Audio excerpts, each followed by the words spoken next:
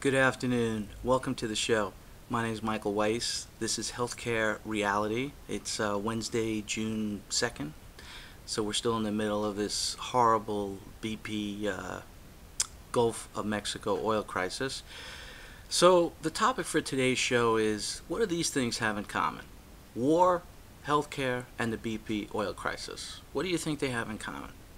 Well, I was thinking about that because I read an article in the May 31st, 2010 edition of the LA Times about the VA and how they want to be an advocate and not an enemy. It was written by a gentleman named David Sakino. It's a great article.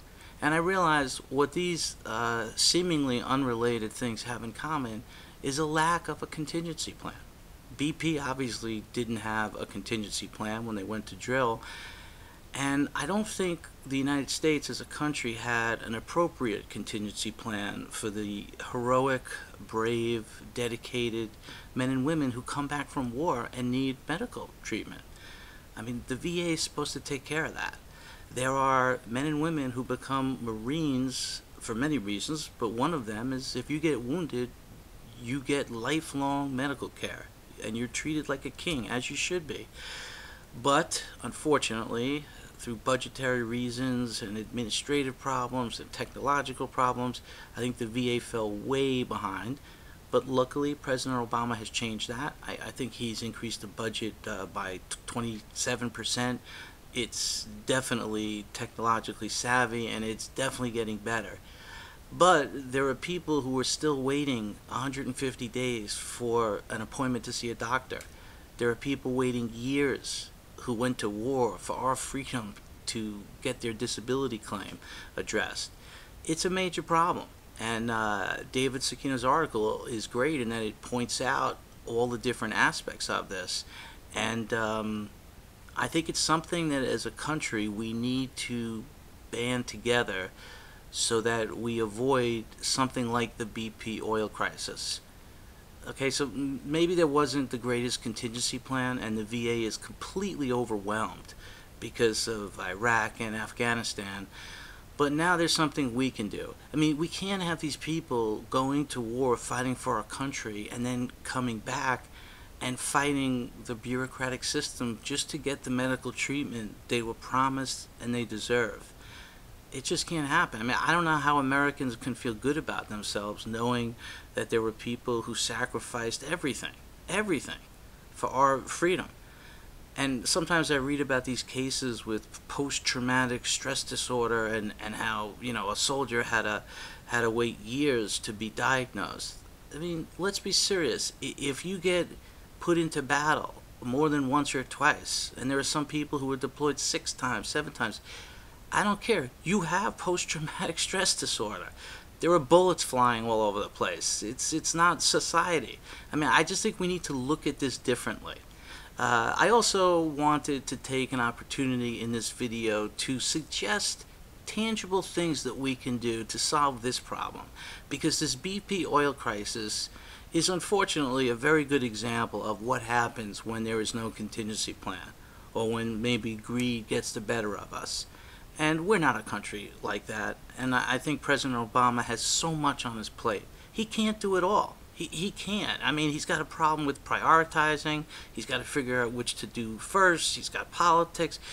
We have to help him, or whoever was in the White House, to keep politics out of this. So I drew up a list, and it's very simple. I think, one, anyone who comes back from war has to go through readjustment counseling. Whether they think there's anything wrong with them or not, it doesn't matter. They deserve it.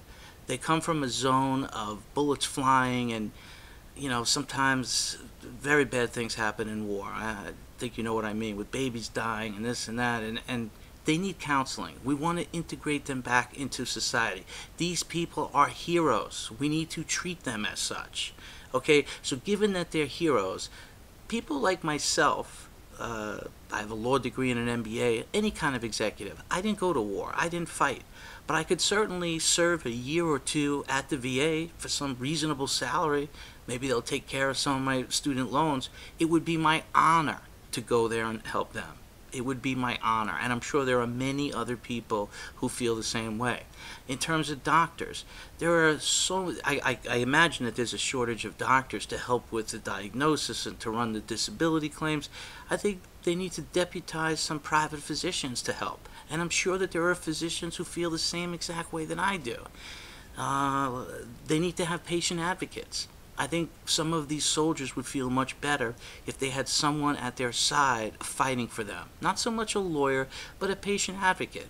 I mean, I'm a chronically ill patient. It's sometimes very difficult for me to fight my own case. I can't imagine what it's like for these people who have so many problems. And then also social media. I do see that since President Obama's, been president, technology has really taken the hold there. They have a Facebook page and there's a Twitter page, but I think the veterans could communicate with one another through social media, and they should do so and feel proud, feel as special as they are, and not be embarrassed about what they're going through. So there should be some sort of social media network just for veterans, just to try to help them, make it easier for them. And just, I guess, overall communication. Let's get the citizens involved and communicate. Because if I didn't see that 60 Minutes piece, or I didn't see David Sakino's piece, I wouldn't know that these people who are coming back from Iraq and Afghanistan are having such a difficult time integrating. But as a society, we need to know that because we could help them. I think too many people in this country rely upon politicians to get them out of a jam, and obviously they are accountable, but we have to start doing something. It doesn't all come just because you pay your taxes. We need to do something, and in this particular case, these people are heroes. Let's try to help them. Let's try to help President Obama. Maybe I'm preaching a little bit like the Peace Corps, I don't know, but it really bothers me when people who lose a limb, God forbid, or their marriage gets destroyed because they were deployed 6 times because of their word of honor that they gave to protect this country, and I'm sitting around watching it happen. I don't want that to happen. I want the word to get out, get other people involved, and let's try to avert a BP oil crisis. By analogy, of course, because war is a necessary evil in today's society. And President Obama has way too many things on his plate that we need to help. So, who am I? I guess if you watched this far, my name is Michael Weiss, as I said, and I'm a professional hospital patient, so to speak. I have a chronic illness called Crohn's disease. I wrote a book called Confessions of a Professional Hospital Patient. I think it'll give you good insight into how I deal with the medical system. I've been hospitalized over 100 times for Crohn's disease. I've had about 10 to 15 major surgeries, and I think the book gives you a good idea of what it's like both in and out of the hospital. So I have a real good idea about what it's like to be a patient. So I really think I could help. I'd like to help. I hope there are other people who could help. And if you want to purchase the book, you could purchase it at Amazon.com. Again, it's Confessions of a Professional Hospital Patient. Amazon.com, BarnesandNoble.com, or on my site, HospitalPatient.com. On my site, there's also a free chapter called The Emergency Room. It's real, it's raw, it's funny. If you like that, then I think you dig the book. So thank you, and for those of you who serve, thank you for your service. And if there are any other issues you'd ever like me to address, just drop me a line, either on this YouTube channel or on Twitter at Hospital Patient, or my email address is michaelweiss@hospitalpatient.com. Thank you.